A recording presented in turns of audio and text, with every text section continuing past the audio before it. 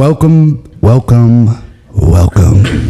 back to the Bunch Podcast. Bunch the Podcast, recording here live from downtown Great Barrington. We are here with our friend Matthew Rubiner. Matt, thanks for joining us. Thank you. It's a pleasure to be here. I'm so glad, man. This is so exciting. Let me top you off here. Please. Top me off too much, though. Okay, just a little bit. Worse than a drunken podcast, guys. Yeah, you never know. That might be your winning solution. So, Matt, welcome, man. Thank you. Where we'd like to start is please just tell us who you are, what's your rig, what's your gig, what gets you on, what gets you off, That's a lot. And then we'll start digging into some other things from there. Well, I'm Matt Rubiner. Awesome. I am the proprietor of Rubiner's Cheesemongers in Great Barrington, just up the road, and of the formerly open, soon to be open again, Rubi's Coffee and Sandwiches behind the shop. Damn, you ruined my joke. I was going to interrupt you and be like, are you opening? Okay. I'll keep going. And you'll get my standard line eventually. That's awesome. Yeah, that's me. What else do you need? Where you come from? I am from suburban Detroit, Michigan. Right. Yeah, Michigan family for a few generations. Grew up there. Went to the University of Michigan, not far from my home, and is this where I tell my life story? I mean, a little bit, yeah, sure. So, I want to hear it. So in a nutshell, and I'll sound all sketchy and shady, and you'll think this is because I can't divulge classified information, but it's simply because my career before Cheese was just exceedingly uninteresting and dull. So, but I went to college. I studied Japanese. I studied like military history. I don't know why I get into that, and studied in Japan for a few years. Went back to Japan and worked in this government program where I just kind of went over there and provided evidence to the Japanese public that they were making efforts to internationalize by hiring guys like me. And I came back and I followed my first love of military policy analysis. A love I'd had since childhood, and started working for a defense contractor outside of DC, studying Japanese and Chinese military issues, mostly technology issues, but other also broader strategic things. And I did that for a few years, and then I got a job up at MIT doing exactly the same thing, doing research on that stuff. And then at some point, just 2 years into MIT, it was just like, I don't know where I'm going to be in the future. I don't know. I've gone through all of my MIT starter friends. No offense to MIT, but I was like, all right, I've worked through the crowd, and I'm just gonna go out and I was interested in food. I'm like genetically interested in food. I think my grandfather on my mother's side was in the food business, had supermarkets. And he was a very, when I was a little kid, just taught the aesthetics of food and the value of quality in food, and so that was kind of latent in me. My mother claims that when I was a child, I declared at some point that I was going to open a cheese shop when I grew up. She would have saved me so much hassle, and I didn't. She just reminded me of that at some point early in my career. Hey, Matt, Merry Christmas, just so you know. You're 30. So, I started hanging out in restaurants in Boston, like a total young douche. Like, I would doll myself up, tie, maybe bow tie. Whoa. By myself. I'd go to a restaurant, I'd have the most pretentious book I can find in a language I probably didn't read, probably upside down. Order a fancy bottle of wine that I could barely afford, and a bunch of food. And eventually people they look at you and like, who's that guy over there? Keeps coming in here, and he's either a psychopath or he's a very charming, super sophisticated young man. And eventually, I met chefs and I met wine importers and sommeliers and cheese people, and then as my boredom in my other career, maybe not boredom, but just kind of, you know, this crossroads of really not knowing how to proceed without going back to graduate school, which I don't. If you ever think you're going to get a PhD, I don't know if that's something you've considered. Not yet. Go work in a PhD program like MIT's and see just the misery these kids are going through, and just like, you know, I'm just not that interested in anything in the world that's legal that I would devote that kind of inquiry into and get a PhD. So I was like, all right, well, that's out. I'm not going to join the military at this point, you know, you know, it's getting a little long in the tooth to be joining up, Yep. you know, which, so I said, fuck it, I'm going into the food business. These guys are just living a life that seemed awesome. Yeah. Kind of is awesome. You know, they're traveling to the most beautiful places left in the industrial world, and they're eating those wonderful foods and dealing with the most passionate, wonderful people. I was like, how could this be, you know, how could this be anything but spectacular? So I came back from a trip to Italy with some friends where I was just like, that's it, changing careers. Came back, announced, you know, that I'm moving on, though I still had like 8 months left on an Air Force contract to do this research. So I was like, had a chill job, and I started, God, I've forgotten a lot of this. I started selling wildly illegally. There was I don't know if you recall, but in the early 90s, there was a champagne glut, and the champagne prices were dropping. And a friend of mine and I were able to get a hold of many dozens of cases of Tattinger Brut La Française, you know, and I sold it for $15 a bottle out of my office at MIT. Oh, nice. You know, and I always joke that because I got severely reprimanded several times. I had an olive oil business out of the office as well. You know, the department chair comes in and he's like, you know, look, there's been talk that you're selling alcohol out of your office here at, you know, building E60, whatever, you know, and you really got to stop it, you know, he says as he's walking out with a case on his shoulder. So I did that for a while, and then I just bailed, and I did a little research, you know, where do I want to go? Where can I go that has this, what aspect of the food business will allow me to, what can I approach in the same way I approach this, like academic research, like multidisciplinary, like you know, and wine was very much like that, you know, just a world of information that you can look at from any angle, you know, whether it's, you know, even in, you know, in cheese, you know, well, let me back up. So I looked at wine, I looked at what was maybe going to work for this caviar importer, you know, and then I finally just took a $6 an hour job at Formaggio Kitchen on Huron Avenue in West Cambridge.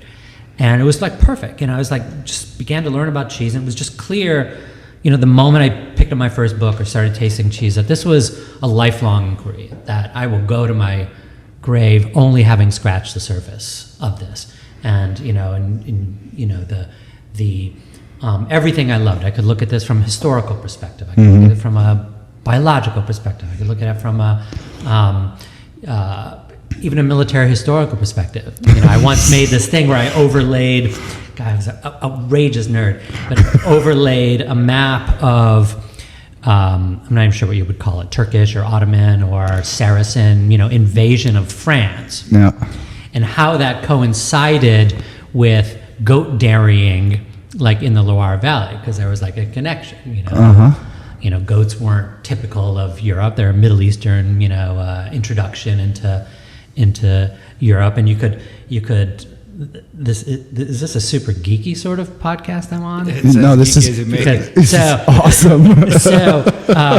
And I realized that, you know, in these times there was these military campaigns, they took for a long time. You know, you bring your family, you start a life, and then when you retreat, you know, not everybody goes home. They've settled, they've found a wife, and goat dairying stayed. And I noticed that, you know, battles that took place had the same names as all these whimsically shaped little sheds from the Loire Valley.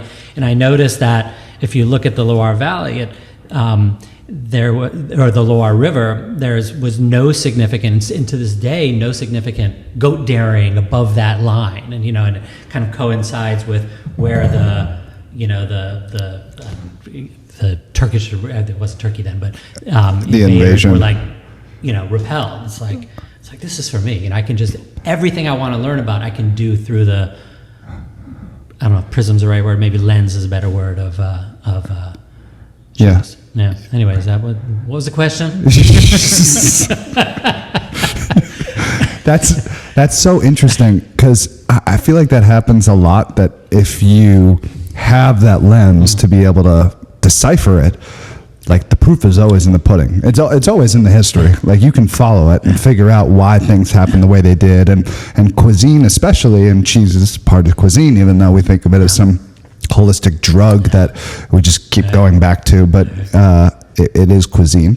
And we find it all the time of like, we didn't see this food group here until this happened, and it just tells the story of why things are. And in today's world, we don't get as much of that anymore, because it's all out there. Like you can make goat cheese, chev, wherever you want now, because it is. Yeah.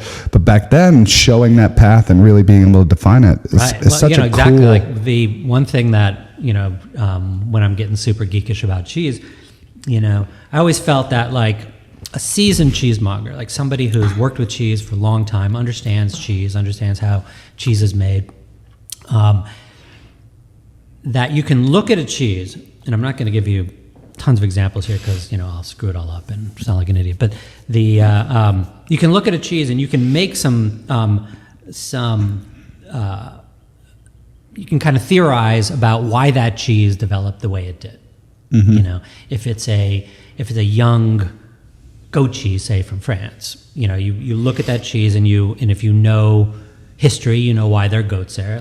But you also see this small, very young cheese that lives and dies in just a few weeks, and you wonder, well, why would they make that cheese here, but up in the mountains make these massive wheels of 200, 300 pound wheels of Emmentaler that are meant to last for years? Why? Because you're in a hot place. This is long before refrigeration. These are peasants who maybe had a few animals and could make just enough cheese, for that. And eventually it finds its markets, and then in this gourmet world we live in, eventually will find its way to, white rich people. Yeah.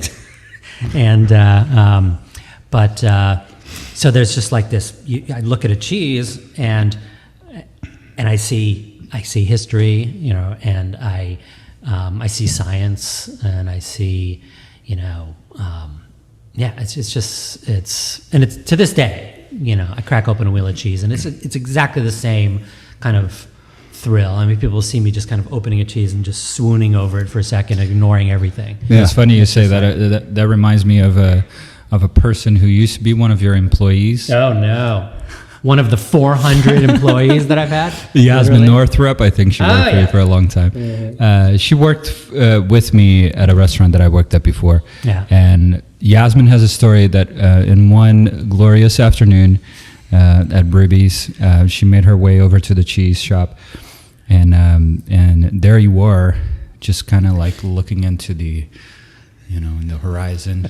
And you were just there for quite some time. I was just making it up. Just for quite some time, she was doing whatever she was doing. It took her like a few minutes to get back.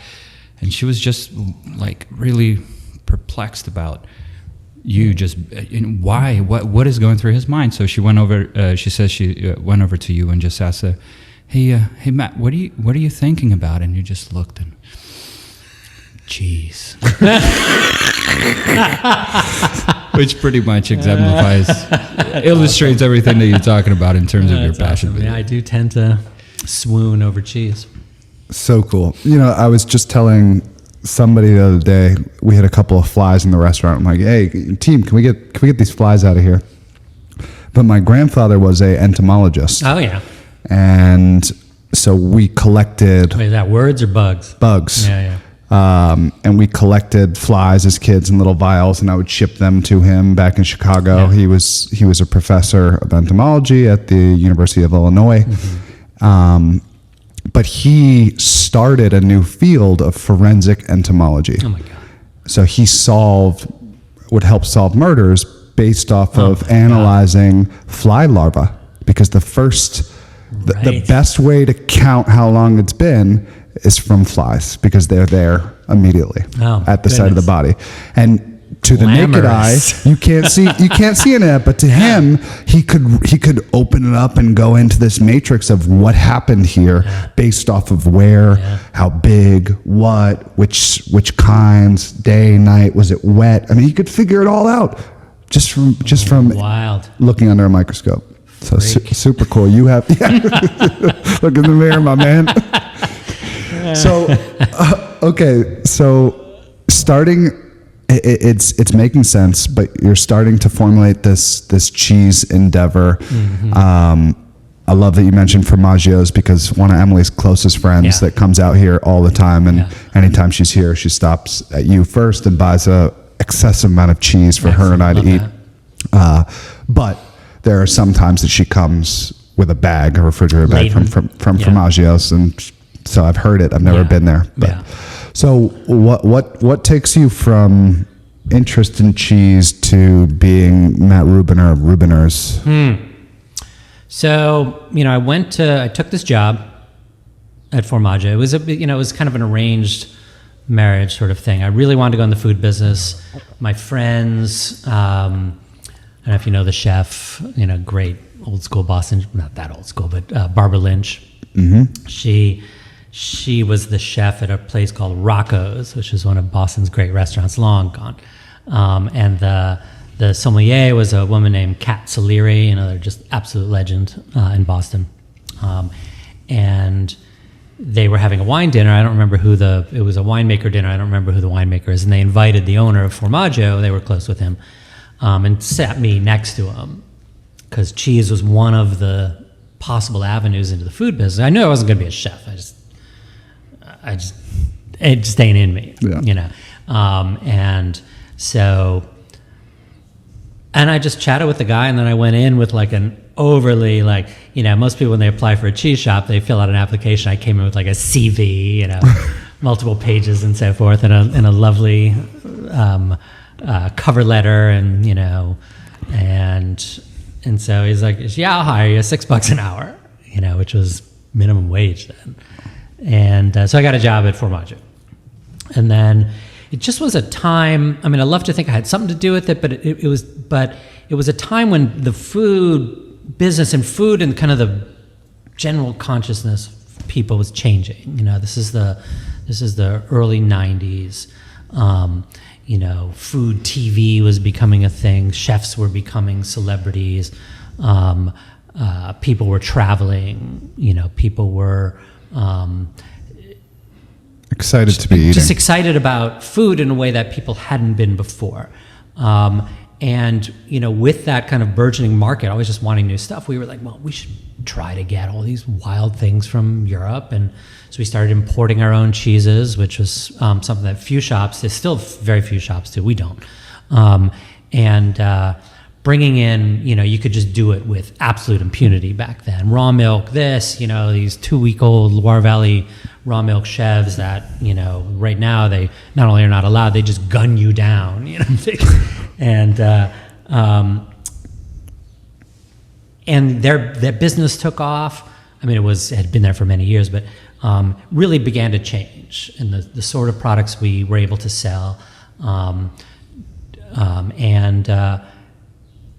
it just began to boom, and cheese began to boom, and I kind of went along with it, and got a little bit known in the business, and I was very geekishly studious about cheese. Anyway, I was there for 6 years. We started importing. We, managed the store, and wrote their catalog. The internet was just becoming a thing, a useful thing, and so I was there for a long time. But eventually it just got. I don't know if you've ever been in this sort of situation, but I was very ambitious in my little world, and you're in a little shop, and you begin to take ownership of things, despite the fact that you, in fact, have no ownership of anything, and sort of friction at the top. And my last day there, I was there for like 6 years, and I mean, let's be clear, I was bodily thrown from the premises while attempting to sell champagne out of the back door. I was attempting to shove my apron down the throat of my employer, my soon-to-be ex-employer.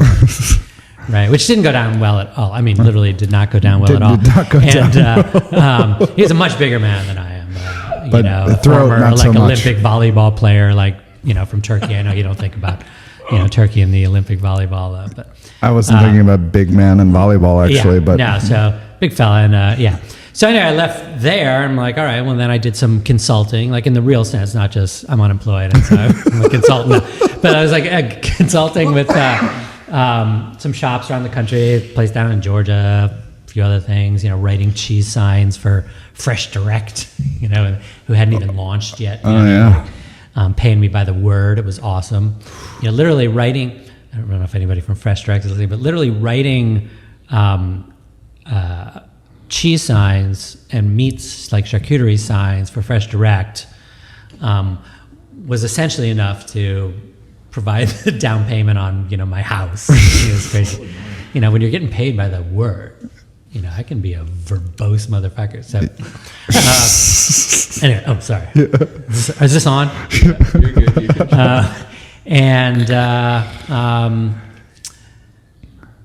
And then, I was very involved with slow food. You're familiar with slow food? Yeah. And it was one of the names we considered for Cantina. Oh, yeah. You'd have been sued. And in Boston, I started the, U.S. slow food had just become a thing. And I started the Boston chapter, which was kind of by default they don't call them chapter, they call them convivia. And by default, that became the Massachusetts chapter. And we were doing all kinds of events. And one of the things we did was I was bringing groups of people out here to the Berkshires, where I had never been, but there was stuff going on in the Berkshires, which kind of all fell apart, but there was stuff going on in the Berkshires with the resurrection of heritage breed animals, food animals, and seed conservancies, just wonderful work being done. And so we brought people out here to visit some of the farms that were the places where they were resurrecting literally the genetics of these breeds, and this was before you could go in a restaurant and be like large black hog chops with Tamworth bacon and Randall lineback, whatever. It's like that wasn't around. You couldn't do that. In fact, I guess that was later, but we used to, there was a farm, maybe it's still there, Flying Pigs, like in Shushan, New York, pig farm. Anyway. Pegaso? No. It's like up in further upstate than this upstate. Oh, okay. But it was so hard to get these heritage breed animals that we were arranging them, and then I was putting them, I would go to eventually, I'm skipping way ahead, but eventually this heritage breed conservancy bought a slaughterhouse, made it organic, and it was this attempt at complete vertical integration. They would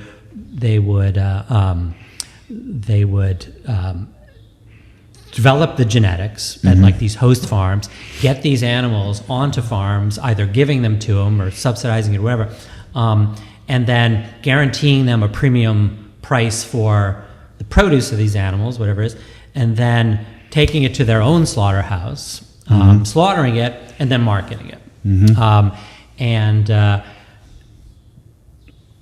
And I would go to Stafford Springs, Connecticut, to this slaughterhouse, and I would put pigs generally split down the middle, all the way back in a bag, just dripping in blood. And so long, because they're long. They're kind of stretched out, so you got snout out the right window and feet out, and then drive it down to the city and go to restaurants like the Great Savoy, and Blue Hill, the original Blue Hill, and a place called the Tasting Room, which hasn't existed in a long time. And then literally pull up my car, open the back, and drag out this half a pig and drop it on the sidewalk. And And the young sous chefs would be like, isn't it like cut up into, whatever? I'm like, dude, you're the chef. I just drove you a pig and I dropped it on the Don't you know this is heritage, man? It's heritage, man. This is a heritage breed. Where was it? Anyway, so I was bringing groups of people out here, and I met, there's a guy still there, Tom Gardner in Richmond, who oversaw this heritage breed conservancy and has had and still has this amazing little farm. It's kind of a gentleman's farm, but it's got it did anyway, this wild animals, just like, not wild animals, but animals that, that existed very few places, but, here. Guy's backyard in Richmond, Mass. And I was like, hey, can you bring in a group of people out? Can you arrange lunch for us somewhere? And he's like, oh, I'll just go to your friend's, we'll just go to your friend's cafe right next door to my house. Like, I don't know anybody out here, let alone people who have a cafe next to your house. But turned out there were these two women who had this cafe in Richmond, the only kind of commercial building in Richmond, if anybody's in Richmond, where the post office is. And I think, Jim Gopp's got Smoky Chaps has got a thing going on there. And that was my store. Well, it became my store. I'm just worst storyteller. You must have known I was a horrible storyteller. No, you're doing good, but I want you to finish this because I'm seeing where this is going. So I meet these people, and they were caterers in Boston who were customers of mine. And what's her name? Well, there were two women, Elise Etling and Lauren Joy. Elise. Yeah. I know Elise, but from Boston, I know her. Oh, no shit. And so, and their chef was Tom Tenuta. I don't know if you know Tom, but, that Soma Catering. Mm-hmm. Yeah, that was theirs. And his wife, oh no, I'm on the air and I can't remember her name. She used to have this amazing taqueria in the Fenway, Taqueria El Pelon. It's amazing. Why am I forgetting her name? Do some That's research. okay. We'll put her research in. Guy. Find the name. Aren't I supposed to have like a feed of information here? So we got friendly, and they were like, hey, look, we got this cafe downstairs called Amano Cafe where we had lunch. And I'm like, holy shit, there was this big Tamworth hog roast in the case and this and that. And it's like, how could this be? It's like, I don't even know where I am. I had no sense of the Berkshires. And Richmond is a particularly sort of remote seeming part of the Berkshires. And eventually they were like, hey, you want to, we're not doing anything with the upstairs. That used to be the old Richmond General Store. You want to open a store there? I was like, sure. So, went back to my wife and said, fiance at the time, and said, hey, how'd you like to quit your job and we'll leave civilization and we'll move out to the Berkshires and we'll open a cheese shop and partner with these two people I barely know. Yeah. And she was like, awesome. So we packed our bags and moved out here, got married, bought a house, and opened the Richmond store. Huh. Which was... Rafa, did you know this? This is awesome. You're too young. I had no idea. You're too young. I had no idea. I thought you came in hot, just slinging coffees and rank cheese. Meanwhile, it was a disaster. The store was incredibly sweet. But, Richmond, it's not as remote as it seems. It's surrounded by a more popular area. But, Richmond has I believe, I could be wrong, but has a smaller population now than it had, before the revolution, I don't know, but I trust you to know. I believe it to be so. You fact checker, can you? Let's do it. So we opened the store, and the store was great and had a following. But the I won't go into too much detail, but as partnerships, as can sometimes happen among partners, it just turned to absolute shit. Yep. So we left there after a couple of years, and there was this old bank building in Great Barrington that was just doing nothing, had been more or less abandoned for many years. And we knew the landlord through Slow Food. We knew the owner through Slow Food, who became our landlord. And we moved on down. I always lived in Great Barrington, but we moved the operation there. And that was a little over 18 years ago, which blows my mind. 18 years ago. And you started with just the cheese shop? Well, no, we knew we were going to open the cafe. We just couldn't get our shit together to open at the same time. So the cheese shop store came opened. first? What's that? The cheese shop came first. See, it's so funny because I was a kid prancing around here. But fuck you. Okay. Yeah. I was a kid, but like Rubi's was the hangout place for the kids. Nice. Like, you know, everybody and my sisters, you know, be like, hey Josh, can you like drive us to Rubi's? And I'm like, why do you need to go to Rubi's? And they're like, well, like everybody's there, so we have to go to Rubi's.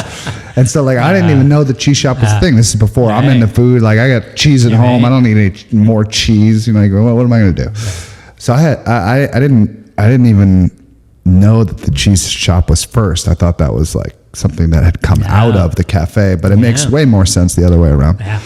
You know, we opened the cheese shop and we knew we needed if not a cafe, some sort of food service component to the business for just the mundane reason of, you know, we need a showcase for the food. We need a way to move perishable things along, so we're avoiding waste, you know, and it was like, well, we need a cafe. And the building we moved into just had that perfect setup where we could have both the cheese shop and the cafe. We had to reconfigure it somewhat, but we opened the cheese shop in May of 2004, and then we opened the cafe in July of the same year. So we're coming up on 18 years, although it's been closed for 2 years, so I don't know if we can call it the 18th anniversary. No, it is. 2. It is. You know, it is. Okay, one more question for you. I've heard rumors that you have curated cheese programs for Thomas Keller. Is that true?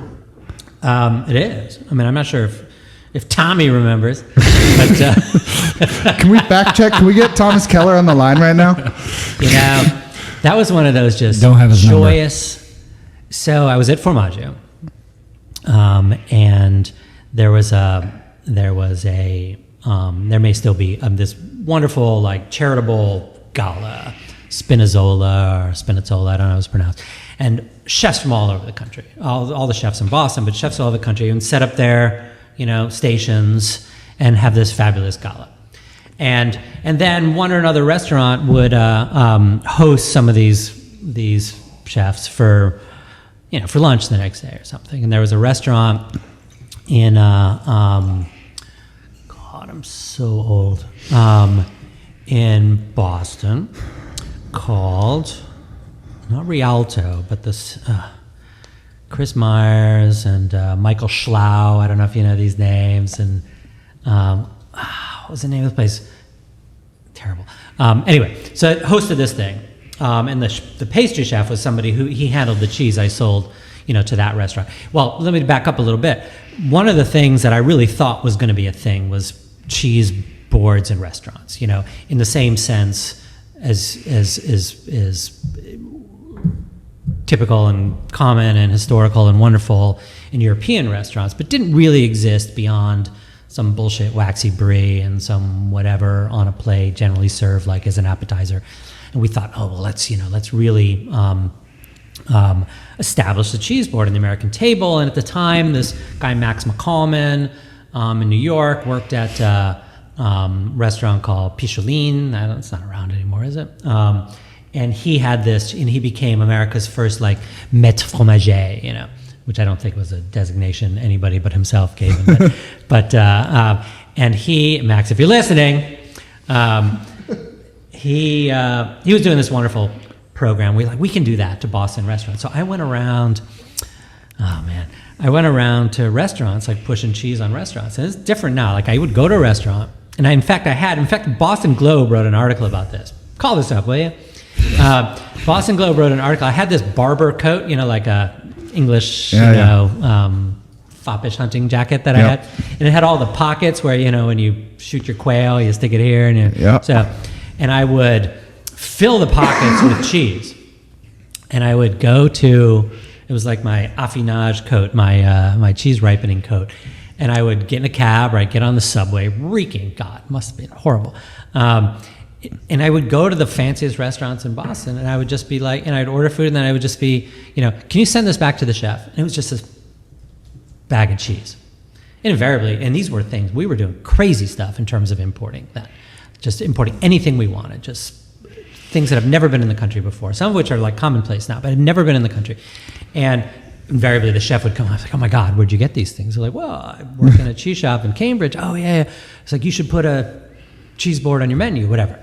And so eventually we were up to like, I mean, it was kind of wild, but it was like 70, 80 restaurants in and around. Wow. Like everybody was doing a cheese board. And if you open a restaurant, first thing you did was like check in to Formaggio and be like, let's talk about our cheese board. Yeah, what are we going to do for our cheese board? Anyway, so back to this lunch. So the pastry chef at this restaurant, that I can't seem to remember the name of, I'm old, set up a lunch, and I won't remember all the chefs who were there, but like Thomas Keller, and who was that first? I really should have notes before I come to these. No. Used to be the chef at the Watergate, French name, Jean-Louis Pelledin. Like all these fancy old time, whatever, chefs.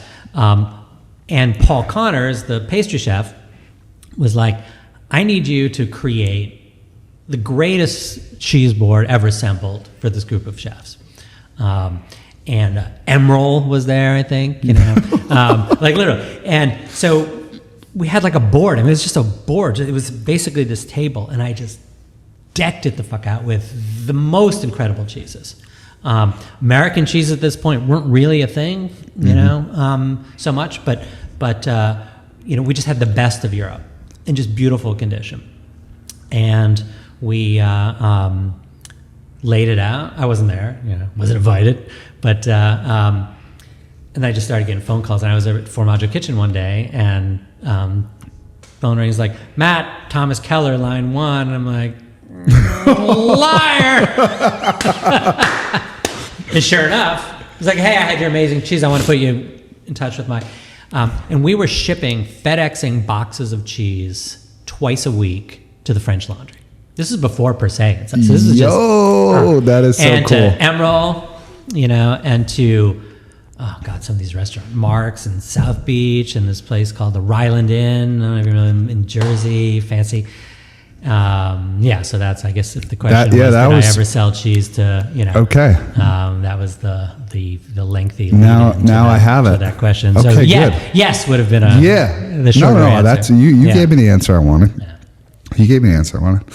Well, that's awesome. Last week we had Mark Firth on, and he was telling us about the time he met Marco Pierre White in his restaurant in Brooklyn, and like these stories where we're digging out the history of people that have gone ahead and planted their flags here in the Berkshires that have these crazy stories, and I also love, just going back to your story and Mark's and how they line up, that so far the common thread is farming is what brings people to the Berkshires. I mean, he was coming up here with a refrigerated van, just like looking for goods to put into his restaurant before farm to table was a thing, and then was like, all right, we need a refrigerated truck, and they'd come up here and buy a bunch of stuff and then go back and be like, we got way too much, and then he'd go to the farmer's market in his tuxedo like after service, and, like with the truck, and be like, we have tomatoes. Here you are. And wow, that's I mean, when we moved out here, and it's it hasn't, the heritage breed thing kind of fell apart. It was just maybe it was a little before its time. It's coming back. It was but I mean this particular effort, vertical organization that was going to just change the world in that. And the herds got scattered around. They're still around. You'll see some of these animals that were originally part of some of these heritage breed conservancy herds are still around. But that kind of fell apart. The seed conservancy kind of fell apart. But when we moved out here, we just had this vision of the Berkshires, and it's not realized, but it's not too late. We had this vision of the Berkshires as this. I mean, Napa is a little strong, but this should be this rural kind of breadbasket for the two great, Northeast metropolises from which we're equidistant here, and it just seemed like when I came out here and there seemed to be a bunch of great restaurants, and there was so much going on in farms, and I was like, we got to be part of this. This has got to be this movement where the Berkshires is just known for food and farming for food. And it, not that it hasn't developed that way. It hasn't been quite the the grand revolution that I had hoped, and that was very much in our minds as we decided to uproot from Cambridge living and move out here. Well, it has and it hasn't. I would say it hasn't in reality, and it has definitely in the press, especially recently, as you're part of this group like me that's being reached out to by Vogue, New York Times, Eater, this, that. It's like we're getting the press. I thought Vogue was just me. No. Sorry, honey. Yeah. Josh had Teen Vogue, actually. Teen Vogue. But this is part of the call to action that we're talking about here of like, let's be that place. Yeah. We have all of the necessary pieces. We are a community of creators and inventors and people that want to go in their path, in their lane. And we should be showcasing that, not just on this micro level here, even though now we have the audience for it, where we could just do it here. But it should be bleeding into these two big cities to continue to showcase the hard work that's happening way, way, way behind the scenes. Yeah. I mean, not many people are coming and visiting these farmers that are producing some of the best raw ingredients in the country. Yeah. I mean, that's why they're here. I mean, I think COVID has really boosted things in that direction. Yep. And more, kind of linked us even more with New York, maybe more than Boston, but if I can generalize about the kind of the demographic shift that's happened in the last couple of years that we've experienced, it's younger people, people who are either got out of the city because of COVID or got out of the city because living in the city is pretty rough, especially if you have a young family. And people now, the level of connoisseurship among our clientele, this, I always call it like lay connoisseurship. It's like these people will come in and they'll, we sell wine now, and they'll start asking questions about wine, and then I'll realize halfway through the conversation, these guys know so much more than me. Oh yeah, about wine. And it seems like now is I hope now is a time when this imagination that I had of what this place would become will be, because I think this, you're a restaurateur. It's kind of a brutal place to operate a business. It's the seasonal troughs are just devastating, and the peaks aren't enough to make up for digging the holes that you dug in the shit times. And how many chefs that I knew who had really good restaurants who either bailed or kind of just dumbed themselves down, just because it was so hard. Suddenly it's like, I can't get staff, I can't do that. We got to lower our food costs. We got to get through the. And I feel like the last couple years has afforded businesses like certainly mine, and I hope yours, and other businesses that those seasonal troughs are not as deep as they were, and the peaks are so much higher. And so we used to, like New Year's Eve, we would make a toast, and then I would hunker down for the misery that was going to be the next 5 months of bleeding money. And at that point, start like, I become like the biggest weather geek who ever lived. I'm like, holy shit, there's a disturbance in the Yukon. That means we're getting rain next Saturday, which I need next Saturday. But I feel like things are maybe a little more primed to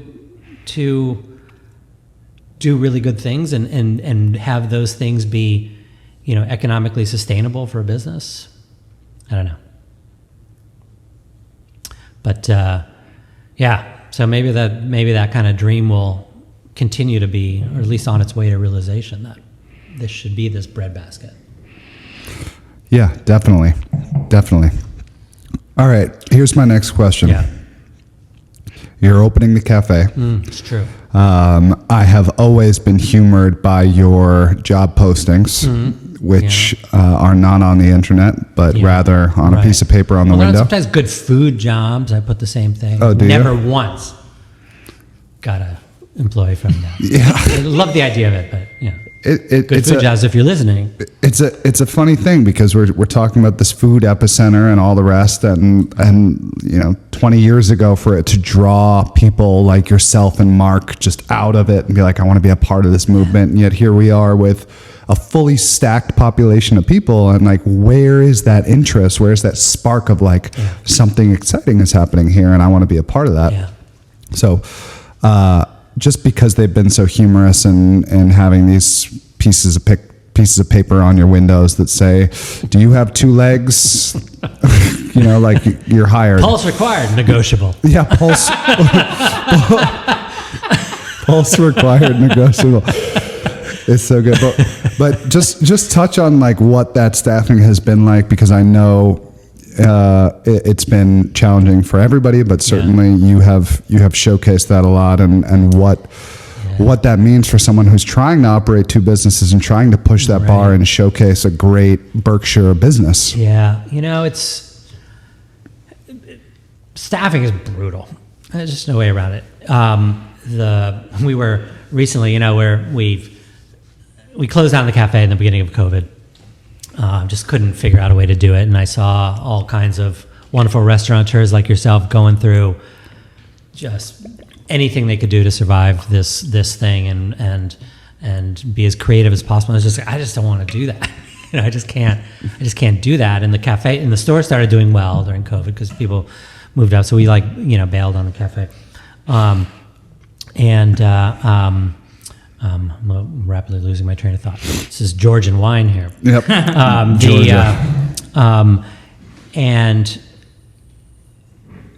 So that's what I was going to say. So anyway, we closed the cafe after 16 something years, and the place was open. Is another roundabout way to answer your question, but the place was open for 16 years at that point, 16 and a half years, 3 days closed a year. Christmas, New Year's, and Thanksgiving. Otherwise, it was open at 7 o'clock and closed at 6 o'clock. Like clockwork. Like clockwork. And when we closed, and you look at it in a different light, and you're like, holy shit, this place is trash. It's like, we need to. So I just started throwing out everything. Yep. All the appliances. It's like, you might have saw my great, panini grill giveaway some time ago, and and I was going through I was literally in the cafe, which has a wonderful fireplace that when we're open in the winter, you can sit by the fire and drink your hot chocolate, and very lovely. At this point, at that day, I had the fire going. This is a couple months ago. And I was just burning personnel records, things like that. And we were going through, we had saved everybody's applications and, W-2s or whatever, that's why we were burning them. They have sensitive information on them. And it's way funner than shredding. And and we're going through and we're like, okay, let's count these. Let's look at and at that point we had more than 400 employees that we've employed in the Berkshires from the time we opened till today, more than 400 people. And some of them were like, who is that? I don't remember that person. So I'm like, oh, I remember her. She was awesome. And it just made us think how difficult it is employing people in the Berkshires. The store is a little bit different. The store, and anybody out there who's looking for a job, you can take this as kind of descriptions of available positions, but the store is a little different. When you come to work in the store, you need to be prepared to absorb incredible body of information and to understand that you're never going to master it. So you have to take what information we give you, what you learn from us, what you learn from reading, what you learn from whatever research you're going to do, what you learn from just day-to-day work. You need to very quickly take what you can and synthesize it, because we're kind of known as, we're expert in our subject. Yeah. And when you hire some kid, to work there, they're not going to be expert in that subject, and customers don't want to hear that, that the rookie's helping them or whatever. Yeah. So you've got to very quickly take on this, and it takes a different person. It's somebody who probably is interested in being in the food business, maybe even kind of long term, and somebody who's willing to do a little homework. And the cafe is a little different. The cafe is more restaurant-y, obviously. It tends to be more transient because it's kind of rough working in a restaurant. So people don't last. Some people do. Some people don't. And if you're in the Berkshires and you're kind of Ruby's working age, 16 to 22. Not that we haven't had people like outside that range. You're probably either from here and you're about to get packing, or you're from here and you've been gone and you've come back, or you just kind of bopped into town for a bit, looking for a gig, or you have just been released from the House of Corrections, which was a good feeder for a while there. I don't want to characterize the potential employee pool as largely from the House of Corrections, but it was a very useful. It's incredibly funny. And so, but for COVID, everybody in the cafe bailed immediately. So we had to close it. They were all kids who were like, parents were like, "There's no way you're working in a cafe with this new disease going around." And then the store people, nobody left. One woman left to move on to another thing, and we recently hired somebody new. But we had this core group, and it was I got to say, the last 2 years obviously because we didn't have the cafe, but has been just the chillest, employee situation we've ever had. Now we got to get going with the cafe again. But, today I got 6 applications. People keep talking about nobody wants to work, and maybe that's true, and I don't understand it, and I think there's probably a lot more to it than what people think or say. But, we're hoping, it goes back to the place where, the cool kids, want to hang out where the cool kids and hang work. out. So, and can consistently know they can get a good cup of coffee. There you go. And coffee's free. And an egg sandwich. If you work there, and egg sandwiches are free. And egg sandwiches are coming back? Yeah, we've got, we're hoping to open in like a month or so. Okay. I've been telling people that for a couple of years now. But it's my outfit. I didn't realize it was on camera here today. I'm absolutely filthy. I was polishing copper all day and refinishing the wood with all kinds of horrible chemicals, which seemed to have stripped several layers of the skin off my hand. Gloves. That's okay. Gloves. Next time I strip down my cafe, I'll wear gloves. And the cafe is just going to be the cafe. There's not going to be many changes. There are a few deletions from the menu. There'll be no more hot dogs. Okay. Hot dog was popular. My wife didn't much care for the hot dog on baguette situation, but we found ourselves throwing out too many buns, so we were wasting too many hot dogs. The hot dogs we sell from Olympia Provisions in Portland, and they're fantastic. Yeah. And all of their meat products are amazing. Yeah, and we were getting in bulk and we were throwing out too many. So anyway, no more hot dogs. And then there's one dish, and I just want to say this as a public service announcement because the egg bowl. I don't know if you're familiar with the egg bowl. This is not the dip the toast into the egg. That's a soft-boiled egg. Okay. With a little toast soldier. That yeah, my son loves that. When we opened, I had no experience with a restaurant of any kind. And so literally everything on the menu was stuff that I know that I could. So the original menu was a grilled cheese sandwich, soft-boiled eggs, ham and cheese, peanut butter and jelly. That was like the menu. We didn't figure out the egg sandwich for years. The egg sandwich is nothing short of a triumph over the laws of physics. Right. I don't want to make too much of my egg sandwich, but it is. I do. Try to come up with a plan to make an egg sandwich when you don't actually have a kitchen and you can't fry or scramble an egg or anything like that. Yep. And it can only be made on a panini grill. You know, how are you going to make like a delicious runny egg sandwich on a panini grill? It took us years to figure that out. Yeah, it's like Dan Barber and his whole wheat croissant. It took 9 years to make. So awesome. But how the do you egg make bowl, that egg sandwich? What's that? How do you make that egg sandwich? So we tried everything. We tried soft boiling eggs, scooping out the inside. Blah, blah, blah. We tried everything from scrambling the eggs on a panini grill on a sheet of parchment. You know, we tried frying an egg in the same stupid manner. Eventually, our first barista, a couple years into, a guy named Hugh Thornton. I don't know if you remember Hugh. He's a character from around here who's off, and he's like a Steiner priest somewhere, and Frankfurt or something. And he developed this thing where, I don't know if you've noticed, but all of our sandwiches are made bound in parchment paper. The reason for that, well, the original reason for that is because when I worked at Formaggio, we had the manager was a fairly devout Muslim, and he didn't want anything he was eating to touch, the pork and whatever that we were grilling on the panini grills there. And so he would bring in his own lamb and stuff like that, and he'd make these incredible sandwiches, and he'd wrap them all in parchment paper. I was like, oh, does that even work? Like, how can you grill something wrapped in parchment paper? He's like, oh, I don't want my sandwiches touching your sandwiches.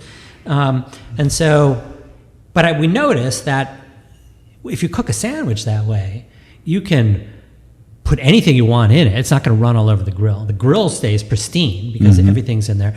It still gets the grill marks. It still cooks like you were cooking on a grill. And it has this like en papillote kind of cooking thing where it's like, it just cooks beautifully inside there and quickly. So we knew that when we opened the cafe, every sandwich is going to be cooked in parchment, right? And we still do that. We'll still do that. So the egg sandwich, we take the parchment paper, and you can try this at home, but good luck. Smear a little, either butter one side of the bread, or I used to make it by just smearing some butter on the parchment. Then, with your gloved fist, you push down, not creating a hole, but just kind of a divot in that piece of bread. So a little kind of bowl. Then you line that with butter. And the one thing, I don't know how to cook. I mean, I know how to cook, but I don't know how to cook in a restaurant environment. I don't know how to develop. All I know is that if you have the best humanly possible ingredients and the simplest preparation, that should trump my complete lack of skill and technique. That's how I open Cantina too. So it's just like the best stuff. I know what I'm fucking doing. And simple way to do it. And that can be repeatedly done, consistently done by an 18-year-old, whatever. Anyway, so you have this bread, which is being baked special for us, these Pullman loaves. Press it down, smear it with butter. You line the divot there with butter, kind of waterproofing it, and then break a raw egg into it. Break an egg into it. I guess that's obvious that it's raw. So you have this egg just sitting in here, and then you put a little layer of ham, like an Applewood smoked ham, and then a couple layers or a couple pieces of comté, which we don't buy like sliceable Swiss kind of thing. We buy whole wheels, like 80-pound wheels of comté from the Jura, and we break it down and slice it into little squares. Put that on top, put the other piece of bread on it, carefully wrap it in parchment, put it in the grill at 500 for 6 minutes and 20 seconds. And if all goes well, that egg, the yolk, the white is set, the yolk is runny, the cheese is melted and slightly burnt around the edges. The ham is cooked, and the grill marks are there. The bread is crisp and absolutely sopped in butter. And if you're lucky, they got a little bit of that habanero hot sauce. Oh yeah, and then and the hot sauce. Is just for you Bostonians who might be listening to this. There used to be still very much alive, but it's the chef Chris Schlesinger. He wrote a bunch of great books on grilling with Dockwood, John Willoughby, and they had a brand of hot sauce called Inner Beauty, and it was like this habanero Scotch bonnet curry, and it was sold in bottles, and I think they were having it made in like Jamaica, and then the company that made it was gone, and then the restaurants were gone, and then one day I was just like reading whatever, flipping through whatever, and I saw an interview where somebody was like, will you ever release the recipe for your Inner Beauty hot sauce? He's like, yeah, I'll do it right now. And he rattled off the ingredients. And so now we recreate, and will continue to recreate, the famous Inner Beauty hot sauce of the East Coast Grill of Somerville, Massachusetts. And that is the flaming love it. But I love rich and delicious hot sauce that Tropical. is an option on the side should you choose. Yeah, and is part of our Cuban, although our Cuban sandwich is about as Cuban as I am, but it's tasty. Super tasty. Super tasty. That's awesome. That's awesome. All right, next question. You mentioned during COVID, the wine shop definitely like popped off, and I know you got a liquor license or a beer and is it a full liquor or is it just beer and wine? Just beer and wine. Just beer and wine license there, which was huge. The timing was great. You definitely were able to execute from being right there on the line to now I can capitalize on it. But I think your shop, it has done a really good job of being available for everybody and is capitalizing on this new Berkshires that's here. And just talk a little bit about what that's been like to see these new people, these younger people that are okay and educated, spending money on interesting wines. You definitely have the most interesting wine collection in town, and that's where I go, shopping for fun wines, and what that's been like having those people here and how that's changed your business. Between you and me. Sure. It's tough operating out here, and we'd been through some rough years, all kinds of reasons, and it was difficult. We were, I told a lot of people this, but we were pretty much ready to hang it up a couple years ago. It's just brutal. I mean, you know how it is. You're just trying to get through the week. You're just trying to get through a year. You're trying to have some money, pay yourself some money. It's just brutal. And so we were like, we're going to try to get this damn wine license, as we've been trying to do at that point for 15 years. And we're going to put everything we have into getting that wine license, because without that wine license, we're just flat out not going to make it. And we used the same arguments that we had been using from the get-go, which we felt were valid, and eventually were shown to be valid, that the town had actually several licenses available, and they were simply choosing not to issue them. Anyway, I won't go into all the details of that, but we got this wine license, and in the store, and in the cafe too, and I'm proud of this, and I say this, with a straight face, trying not to be too much of a dick, but it's like, my name is on the front door, and I only want to sell, like, everything in my store is filtered through my palate, my sensibilities.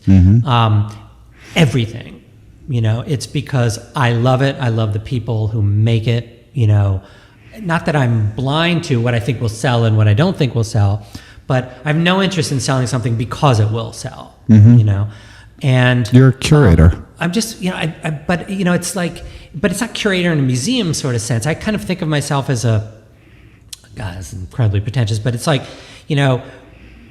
we in this business are like, we're like gatekeepers, like and people want in, we want to let them in, but it's impossible for me. I'm a horrible salesman. It's impossible for me to sell something to somebody that I myself don't love. Yeah, that you don't stand behind. Right. So the plan is, we're just going to sell exactly what I love, which is not always the way people go about setting up a business, but it's like, we're going to sell what we love, and then we hope that people are going to buy into my taste, my palate, whatever. And just shamelessly going to do that. Why don't you sell this? I just don't like it. or, oh, I like it, but I don't like the guy who makes it, or something, you know. And that's how we've always been. And we have a really good following, but there flat out just is not enough people out here, or I'm speaking kind of historically here, or maybe not enough people out here, but where we are, people are just far flung. Like, when I go to Cantina, and I see people there, I'm like, I know that guy. He must have just driven an hour, to get here. And you're, from my house, I'm in Great Barrington, you're a good solid 20 minutes away, Yeah.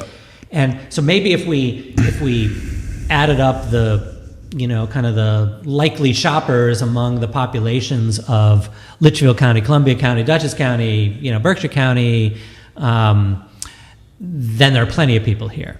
But they're not coming every other day. They're not coming every week. They're coming once a month or something like that. So, so it's a bit of a struggle, but not so much of a struggle that you're going to change your tune. And what good would that do anyway? Just start selling shit that's available everywhere? No. No. We always felt, and we felt this in Richmond, and this was a big source of conflict with our former partners. We're like, okay, we're in Richmond. There's no walk-by traffic here except for the occasional drifter. So we really better make this as destination-y as possible. And they were like, oh no, we need to sell lottery tickets and cat food and stuff like that. I was like, I get that point, but that's not what I want to do. Side note on the Richmond population research you had me do before, it's been declining 8% since 1994. Awesome. Consistently declining 8%. That's awesome. Goodness. I wasn't able to find what the population was back in the pre-revolution days, but a future episode will still not a great picture in terms. Yeah. So and then we get this wine license, and I'm a kid in a candy store and a kid in a wine store. It's like, I used to sell wine in Richmond. And I was a student of wine, and I used to hang out with wine people. It's a different world now. There's so much more wine. So this much. whole concept of natural wines, which is, I think, a woefully inadequate, expression. But it's a different world. And so suddenly I have this wine license. I'm, what do I sell? I'm just going to sell stuff I love. I'm going to keep it under this, price point. Oh, but I can't because I need this. I got to drink that myself. But I'm feeling comfortable selling wines that I myself can't afford. Yeah. But COVID, and maybe COVID was just an accelerator to what might be happening anyway. But suddenly, not only just in terms of numbers of people who were coming into the store, and I'm talking double. Yeah. Our business doubled during COVID. It's the but a different type of customer in a way, like we were talking about before. A lot of younger people, and I mean younger 20s to 40s, whatever. People who are city folk, people who are connoisseurs, people who, but not like,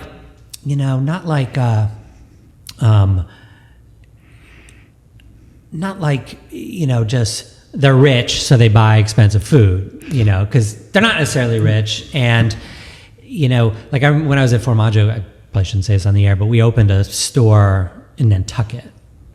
And it was just the least challenging, most unsatisfying. Totally. It was like we would sell these little things of candy. They were just simple candy. We charged like $2.95.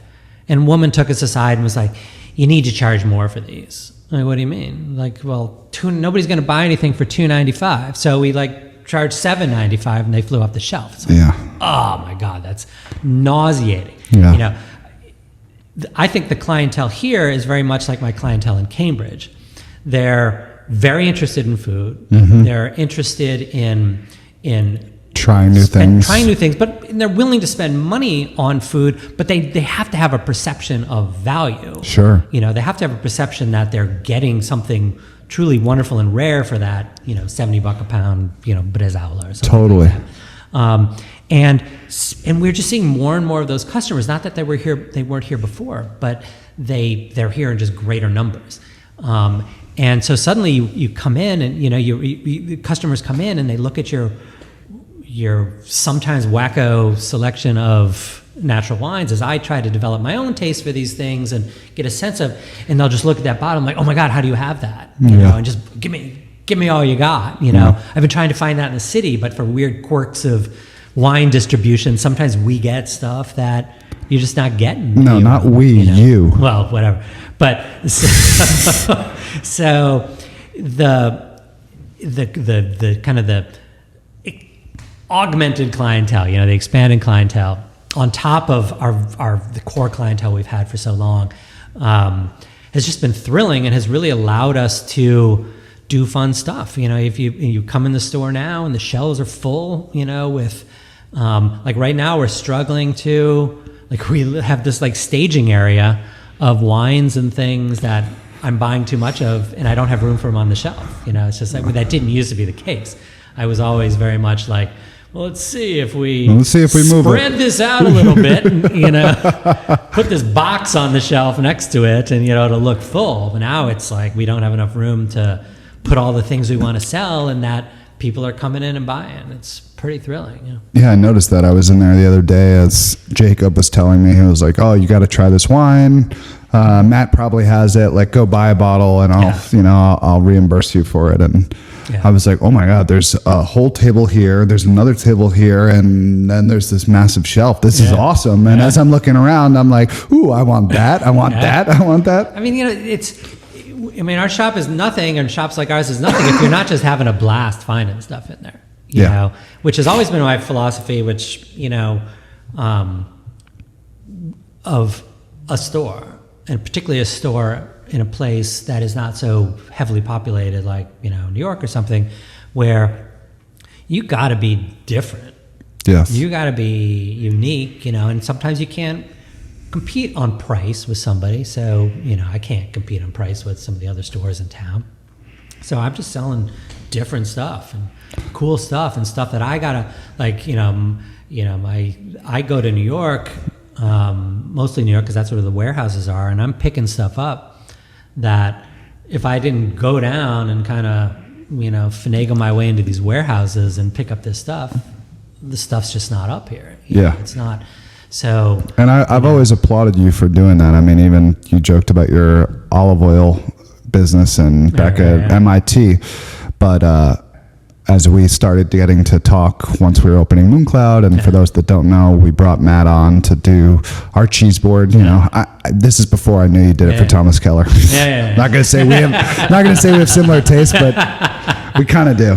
We know good things, but we started talking about olive oil, and you were like, well, I can get this. I'm like, where do you get that? And you're like, oh, well, I meet some guy in Brooklyn. And that's so cool that you're out there searching for it, pulling it. And we should all, as a community, like, appreciate that so often, I'm sure is the case, people come into Rubiners that don't have that understanding of what you're offering, and are like, oh, this is too expensive.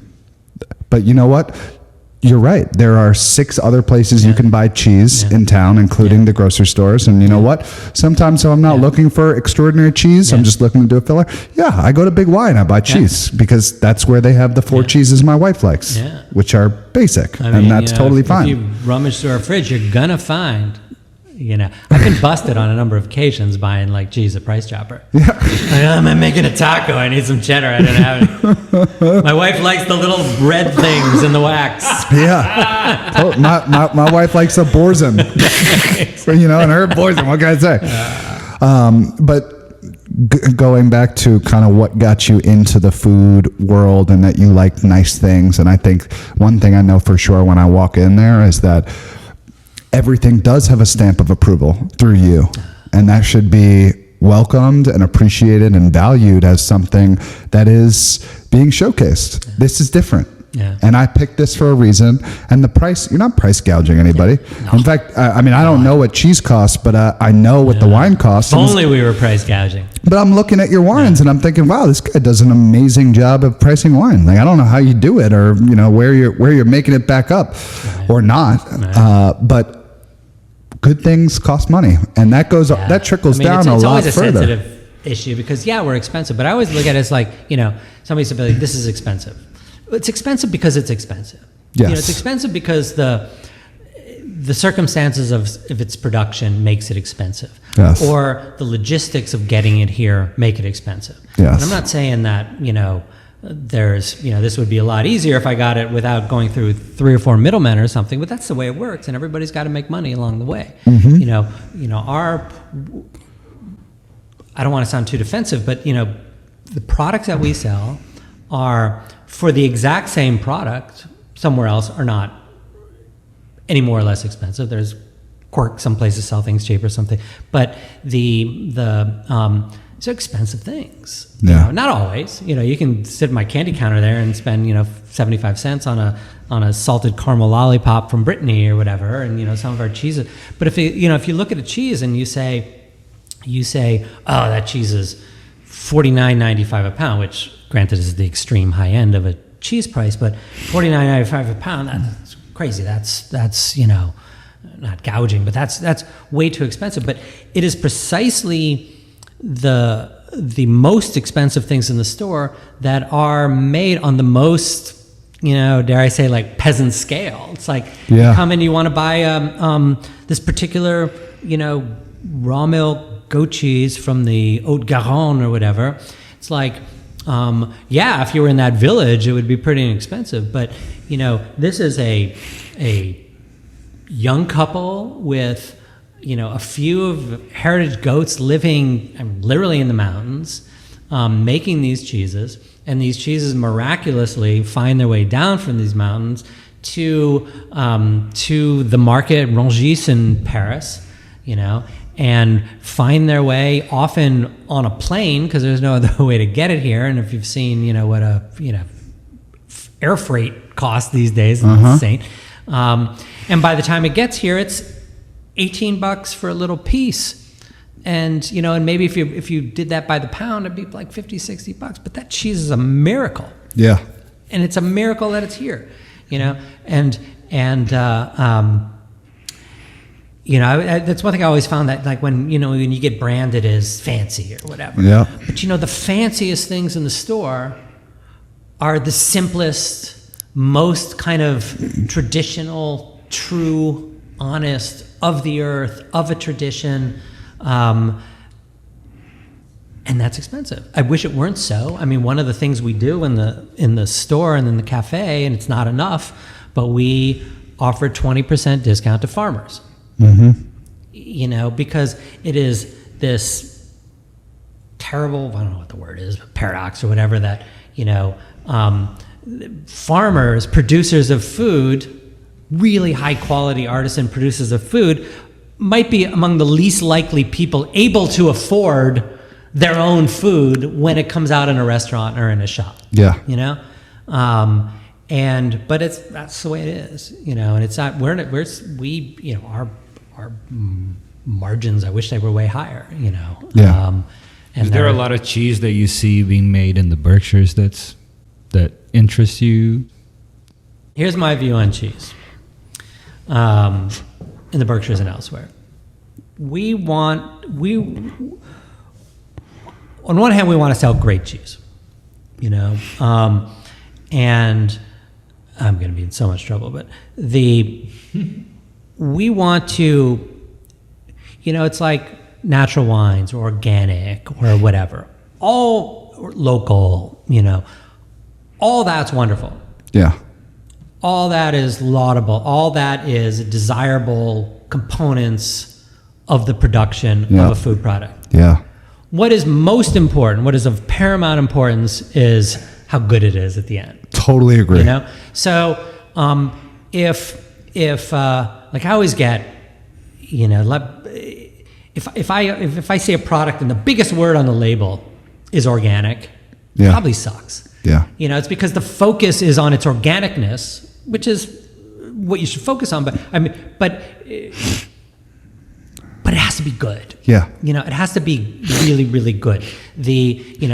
Organic has never been a synonym for quality. It's a desirable means of production. Yes. And it's, if you can get great quality and produce it, and not that we're selling anything that's, industrial or,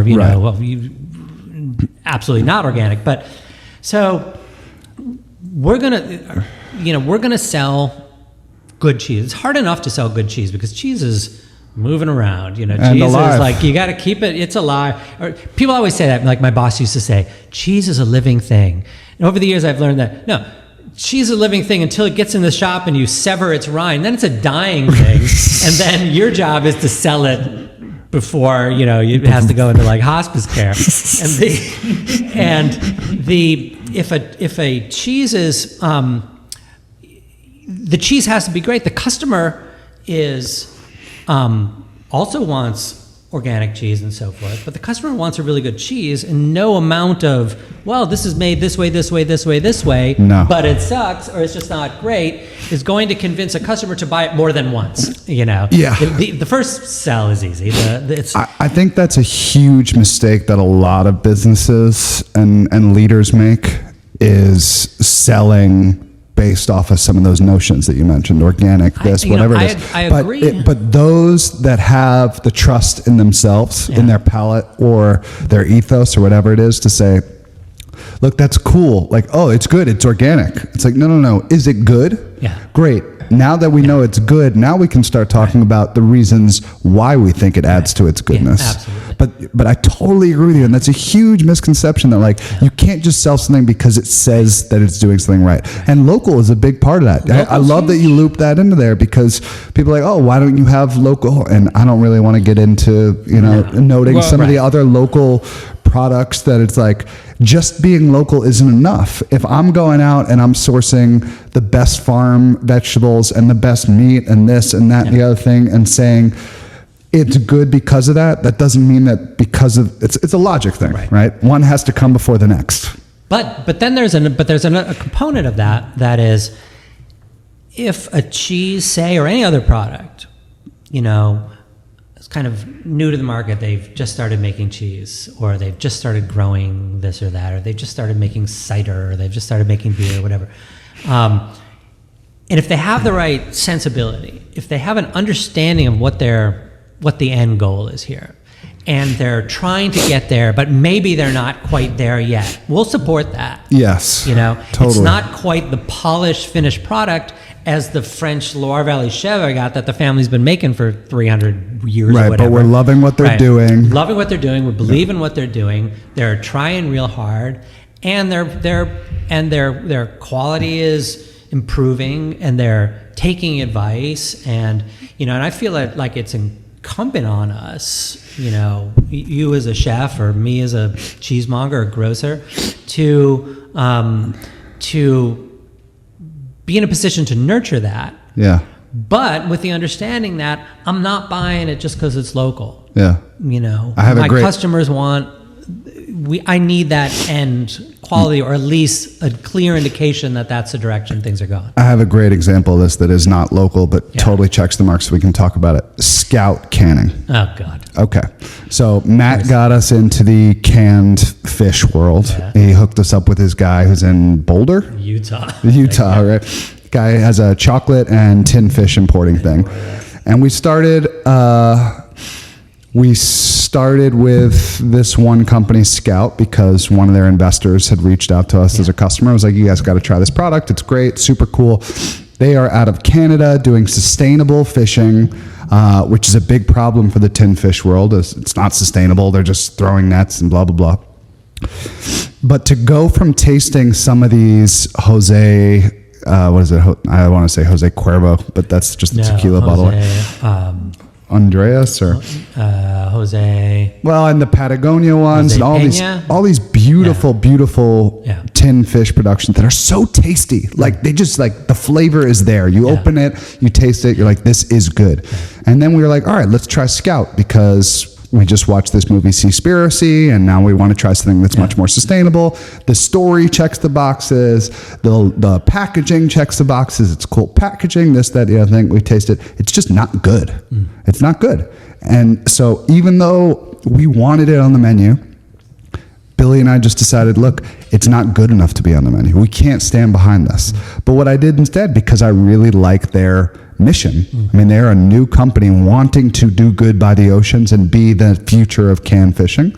is I reached out to them and I gave them feedback, and I was like, look, do you guys have a chef that's like testing these recipes because this tasted like this? And I gave them a ton of feedback as to here are the reasons why I can't keep buying, and if you can fix 3 out of the 4 of them, I'll be your best customer, and I will, and I totally will continue to buy.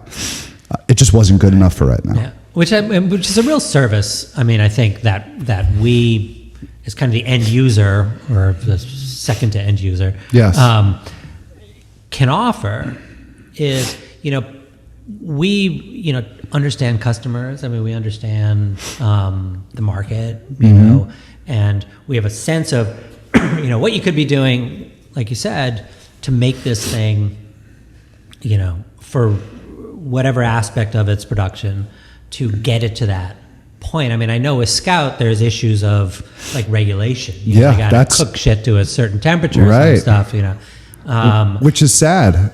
Yeah. No, just to fill everybody. Well, it's like here with the raw milk. Just to fill everybody in on it, because it's an interesting point. The reason that I was getting this like chewiness and like cardboardy texture out of lobster, trout, mussels versus the European ones, which are just these soft, delectable, juicy, is the production in Canada has to be processed, was it twice or 3 times?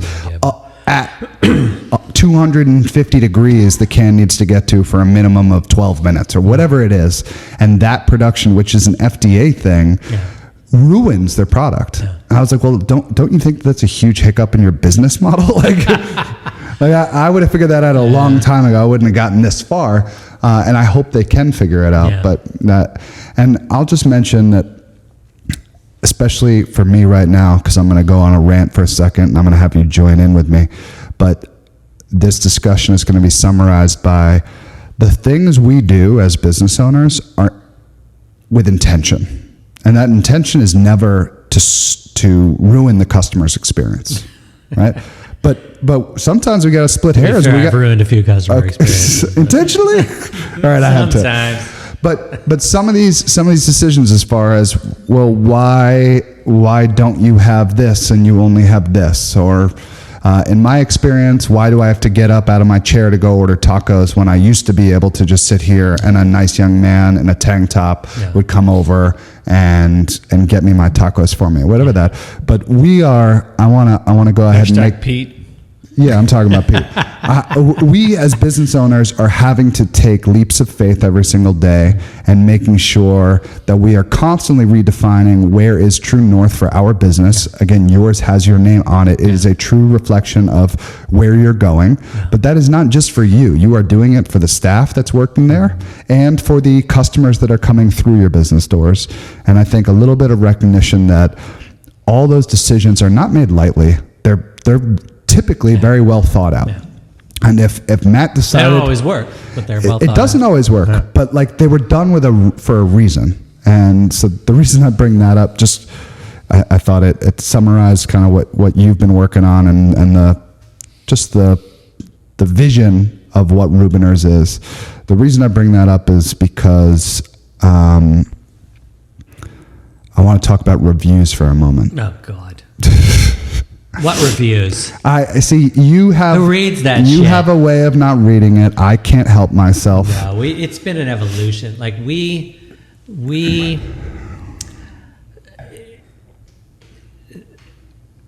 Let me stammer here for a few minutes while I get my wits about me. We used to flip out, about reviews. And we're a cheese shop, so the only it's not like there's there's a food critic coming in. This is just Yelp or whatever. We used to trip out, and we would read them, and literally we would have like staff meetings, and we'd go around and we'd each take turns reading the Yelp reviews, just the bad ones, and a lot of them were fair, in the sense that. I remember that interaction. Yeah, that was a little unsavory. That didn't quite go the way we wanted. But then a lot of them, most of them, were, maybe not fair. Like criticizing us for something we have no intention of doing, like somebody just slammed us once because we refused to have a garnish with our sandwiches. They want you putting microgreens on top some of the frickin' sandwich? thing, or a pickle, or some goddamn thing. And it was like, oh yeah, we don't do this. So flipped out that we don't have a fucking garnish. Or somebody came in once and was like, can I get tomato and lettuce on that? Yeah. And we're like, no, we don't have tomato and lettuce. Yeah. You're a sandwich shop, you don't have tomato and lettuce.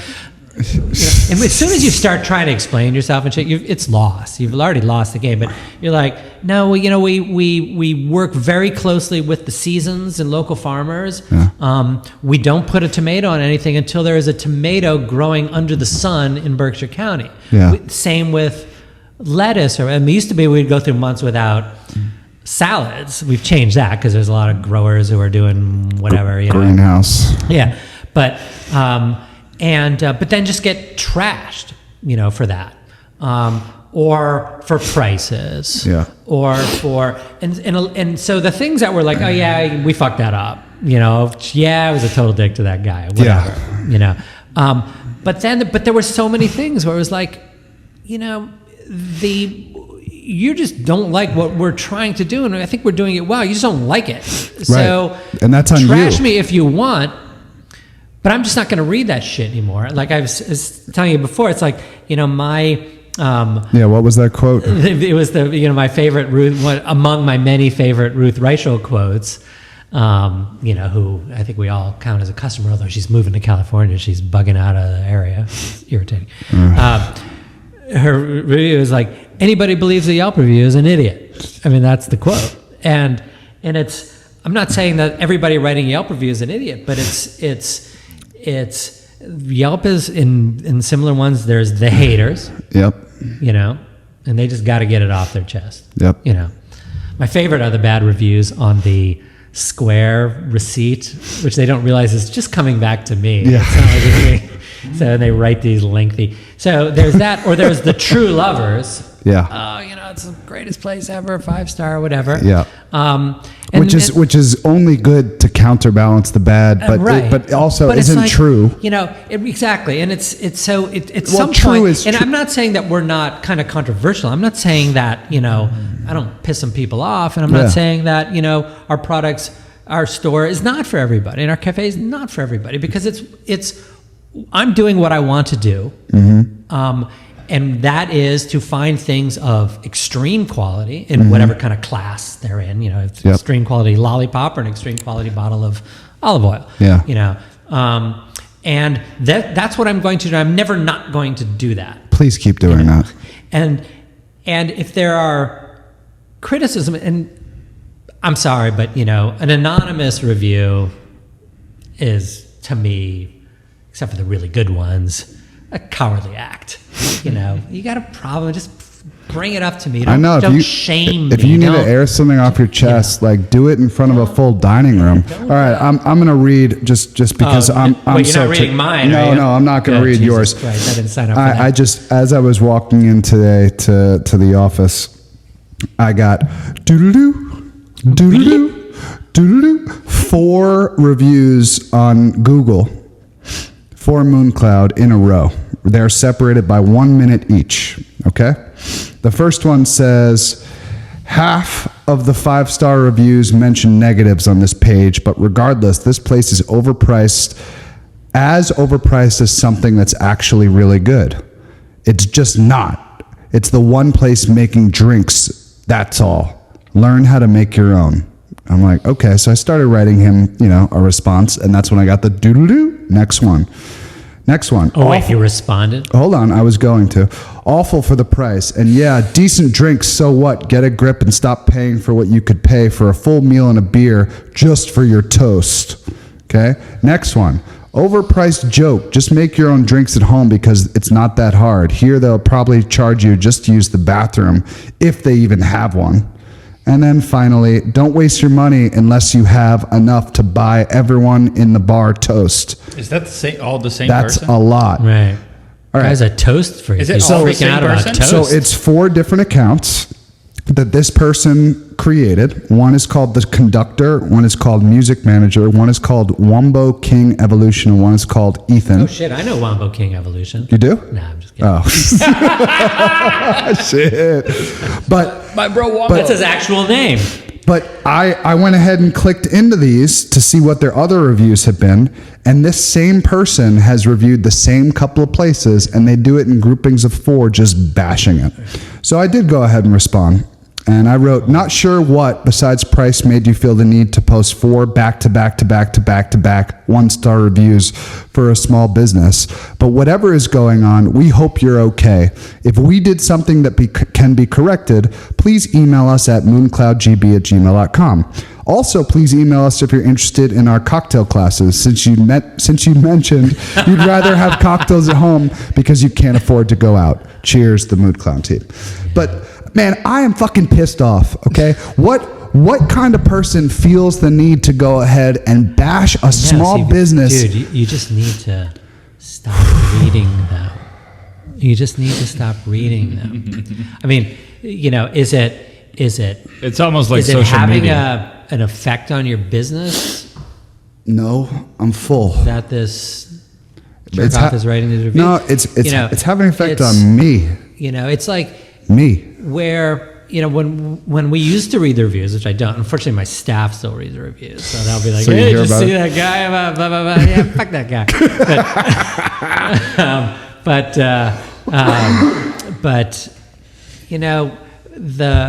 we just have because it was just getting us down and making us kind of question our mission. Question what we're doing, and not that we can't tweak things here and there. Not that we can't be, whatever. But we want to do what we want to do. We want to do it, and if it's not it's not. At some point, I just realized it's not really affecting our business that I know of. Like I said, we're full. It just became so uninteresting. And Don't you wish though that you could, like the idea of reviews just sound very good, and I think that the idea of reviews come from the idea of criticism at first, like right. So Critique. Like critics, critique. Like the critics will go in, like the people that know about whatever it is, that the subject, they'll go in and they'll be like, okay, well, this is good, this is bad, and this is the other thing, oh yeah, I'm gonna put myself. I got one more to read for Cantina, just because because I'm hot. All right, this is on Yelp 8 days ago, and remember, 8 days ago was our first taco night of the season with all new things. Right, good things take time. Rome wasn't built in a day. Now, here's what the woman said. I have been a big fan of Cantina for years. Good. But I have to say I was not at all impressed with its current reopening. I attended Taco Tuesday tonight only to be guided to essentially a taco truck.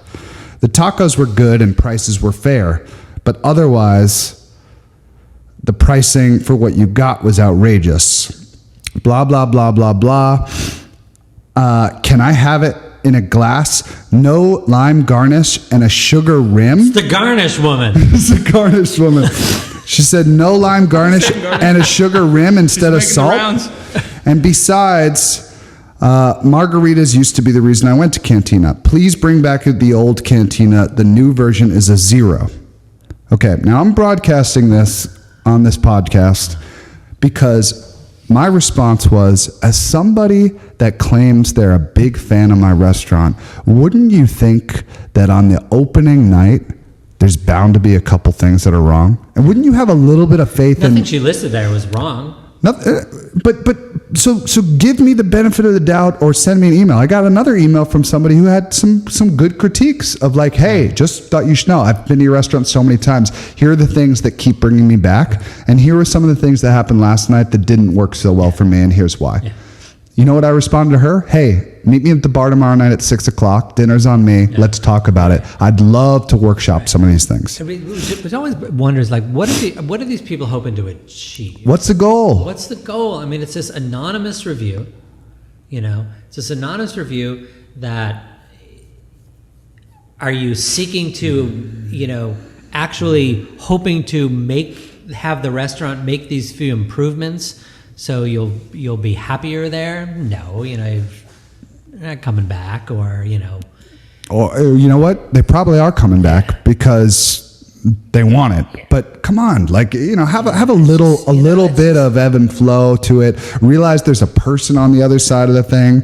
They're hardworking people working their butts off. My whole staff had just pulled 8 days in a row trying to figure out how to get there. Endless nights, early mornings, showing up to work at 10 o'clock in the morning, just so that we're ready for 4 o'clock when we open the doors. And then to go ahead and get smacked in the face like that is just disrespectful. Yeah. Just disrespectful. I'm flat scared to open the cafe. It's like we've been closed for a couple of years. Every single day, when are you opening? When are you opening? Yeah. When are you opening? Oh, by the way, when are you opening? Yeah. So we're like, I'm over there scrubbing the cafe. Are you open? When are you opening? And we're trying to get open, but it's when we get open, it's gonna be July. The peak season, or at least the cusp of peak season. Rough. And we're gonna get slammed, and I don't know if we're gonna be able to handle it. I don't know what kind of staff we're gonna have. We've always been, one of the things we get slammed about a lot is the time it takes to get a sandwich. Yeah. But it's like, all right, we're cutting everything to order. It takes 6 minutes to cook, so don't expect 20 it seconds. in 4 minutes. Yeah, 6 minutes and 20 seconds. That's just the egg sandwich. It's gonna be brutal. Yeah. It's just gonna be brutal. I can't imagine we're gonna be open with a full complement of staff. Yeah. Fully trained and ready to satisfy the onslaught. It's going to be really hard, and we've been doing it for a long time, and in some sense we've kind of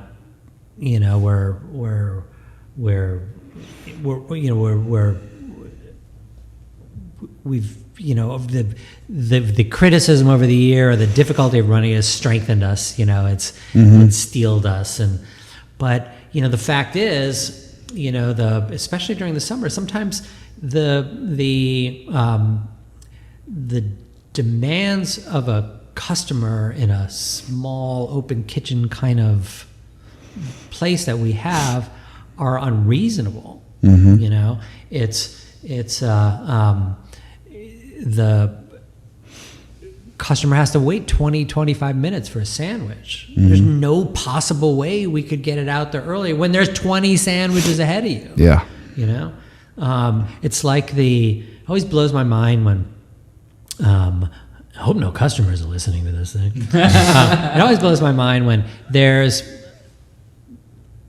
the human capacity to wait to get into a restaurant or wait to order is almost infinite. It's not like this in our place, but people will wait for 3 hours for a seated via carota or something like that. It's and be happy to do it.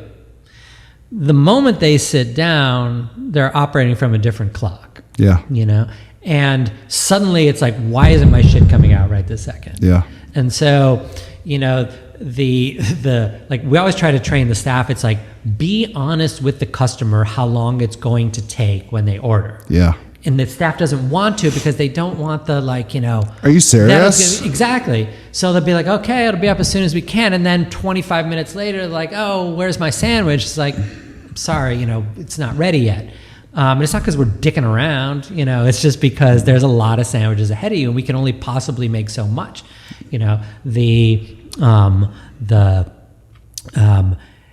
So we'll tell customers, we're looking at probably half an hour for the sandwich. Is that going to be okay? And some people will be like, no, I can't do that. I got a movie to catch. Or whatever. I used to do it all the time when I would come in. Be like, hey, how long is it going to take? Yeah, it's just going to take a while. But, once you've ordered, it's like the time warp, it's just like, I've been waiting here for, it's like, I know you've been waiting here for 3 minutes and 49 seconds. I have a little time down your thing. But it's, it's going to be tough. It's going to be because we're a rushy sort of place. You're a rushy place, and I will tell you, because I just did it, reopening I found exciting because I feel like I've done this before, like I'm trained for this, but also very challenging because it was with a whole new crew, which you're going to be dealing with too, where it's not like you have a new person you're adding on and they're the weakest link and you have however long to get them caught up. You're starting fresh, and people have expectations. And people built up expectations, hugely built up. So people are going to be walking into Rubi's and expecting that latte they had 3 years ago, and they're going to be expecting the egg sandwich the same way they had it 3 years ago. And if it's varied at all from there, I mean, we did like a week of training. I mean, I paid everybody. I've never paid people for training because, I have. We're about to face that. You just hiring a bunch of people that don't actually have a job for right now. And you have to figure out a way to get them all of the information of your 18 years of experience jammed into 1 day, 2 day, 3 day, and open as if you had never closed, which is incredibly challenging. So all I will say is, Matt, thank you very much for being here, and such a pleasure. Good luck. Thank you. And keep buying awesome things, because for those that appreciate all I know how to do, man. Appreciate it. Before we go, I do have one last question for Matt, and this is sort of a pipe dream of mine. Every time I went to Rubi's, I always envisioned that parking lot as being a town square. God, me too. Yeah, go on. And I wonder if that idea has had any traction in the I don't know, in the undergrounds or maybe the mainstreams. And if we're gonna, if in our lifetimes we're gonna see a fountain of. It's crazy to say that. Like geese, maybe in the center. That's awesome. I don't know about 30 feet geese, up in the air. Awesome. When we open, like our designer, this guy Rich Holman, Rich, yeah, brilliant. Brilliant. He designed the store, and he designed the cafe and Mooncloud. Yeah. Oh yeah. Yeah. And he had this grand vision for town, which included that back parking lot. I don't know if there was actually a fountain there, but it's something fountainy and ringed by cafes and stores and just this vibrant, keep in mind when we opened, people were getting like stabbed in the parking lot. Some teacher got stabbed, a cop got It's the natural course of action. Wherever people get stabbed, there's where you sell coffee. But we imagined it, just being like you said, this like town. What else have we got? This town square. Like we used to like beg, like please put the farmers market in the parking lot. Yeah. Let it be. I mean, not that it's not in a good place now, but for a while, and then it moved down to the fairgrounds. It was like, oh no, don't take it out of town, But we just, for self-serving reasons, but also just for the vibrance of the town, we just loved the idea of that back parking lot. But we're not. If anything, we kind of inch toward that. There's the whole kind of dining area back there that they've been closing Railroad Street down twice a week. Railroad Street down, Bobby Houston's new place. Oh, it looks so good. So pretty. Looks so good. And just like some vibrance back there, and because it's kind of the center of town. It's just this, but parking's a thing in Great Parking is a thing. Wait. But still, the one of the goals of this podcast is to try to get some of our pipe dreams to become true. What a good goal. So let's work on that. So just the idea of putting it out there for folks to think about. Yeah. Just imagine yourself going on a Sunday with the family, going over to Rubi's, getting a cup of coffee, a sandwich, and then hopping over to sit on maybe a ledge that's just like around a nice little fountain, and then folks around, are hanging out. Almost like an European town, like an Italian. Yeah, piazza. Yeah. A horse race going around it. Yeah. I mean, at that point, it will be a no-brainer to get then you expand from that. You get the farmer's market to be around there. And then you look at it and you're like, okay, so what's the problem? Well, it's used as a parking. Okay, well, I think we can figure out parking elsewhere. Can we? Maybe we can't, maybe we can't. But I certainly think that... I would rather break my brain in figuring out where to put parking in Great Barrington Yeah, you if should the just do a consequence separate of it was podcast to on have a the history nice of little parking town at square Barrington. in the center of Town town, Square sounds cool. hell yes, I like no that. problem. I like that. You have No, like that was a dream you have from day one. Film noir playing every Friday night. Film noir playing Yeah. every night. Yeah. Yeah, Love it. that would be fantastic. Love it. All right. All right. Well, All right, fellas. thanks, Matt. Thank you. Appreciate Awesome. Thank you for stopping by. Thank you, everybody. Have a good one. Bye bye. Pleasure. it. Peace. Peace. Awesome.